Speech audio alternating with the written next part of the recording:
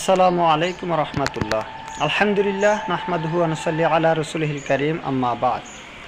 আল্লাহ সুবহানাহু ওয়া তাআলা কোরআনুল কারীমে সূরা মুনাফিকুনের 10 নম্বর আয়াতে বলছেন, ওয়া আনফিকু মিম্মা রাযাকনাকুম মিন ক্বাবলি আইয়াতিয়া আহাদাকুমুল মাউত ফায়াকুলু রাব্বি লাউলা আখখারতানি ইলা আজালিন করিব ফাআসাদ্দাকা। আল্লাহ তাআলা বলছেন যে ও আনফিকু, তুমি ব্যয় করো, তুমি দান করো, তুমি সাদাকা করো। কখন? মিম্মা রাযাকনাকুম মিন ক্বাবলি আইয়াতিয়া আহাদাকুমুল মাউত, মৃত্যু আসার পূর্বেই আমি যা তোমাকে রিজিক দিয়েছি তা থেকে, মৃত্যু আসার পূর্বেই তুমি কি করো? তা থেকে ব্যয় করো, দান করো।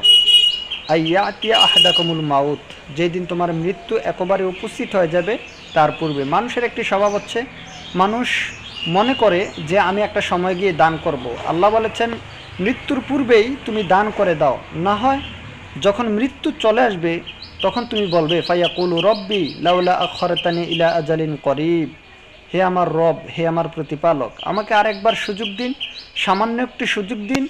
ফাআসাদ্দাকা, তাহলে আমি আমার অর্থ সম্পদগুলিকে সাদাকা করে দেব, ব্যয় করে দেব, দান করে দেব। ওয়া আকুম মিনাস সালিহিন, এবং আমি নেককার বান্দাদের, সলেহ বান্দাদের অন্তর্ভুক্ত হয়ে যাব। কিন্তু অত্যন্ত দুঃখজনক হলো সত্য, সেই দিন কি আল্লাহ সুবহানাহু ওয়া তাআলা সেই সুযোগ দিবেন? কারণ নিকট যখন মৃত্যুর ফেরেশতা মালাকুল মউত এসে উপস্থিত হবেন তখন তার আর কোনো সুযোগ থাকবে না। সেই জন্য আল্লাহ তাআলা বলছেন সূরা মুনাফিকুনের 10 নম্বর আয়াতে যে সেই দিন আসার পূর্বেই, অর্থাৎ মৃত্যুর দিন আসার পূর্বেই আমি তোমাকে যে রিজিক দিয়েছি তা থেকে ব্যয় করে দাও। এবং সেই দিন না হয় তুমি আফসোস করবে আর বলবে, কি বলবে? যে আমাকে একটু সুযোগ দিন, আমি নেককার বান্দাদের অন্তর্ভুক্ত হব, আমি আমার অর্থ সম্পদগুলিকে দান সাদাকা করে দেব। আল্লাহ তাআলা আমাদেরকে বোঝার তৌফিক দান করুন, আমিন।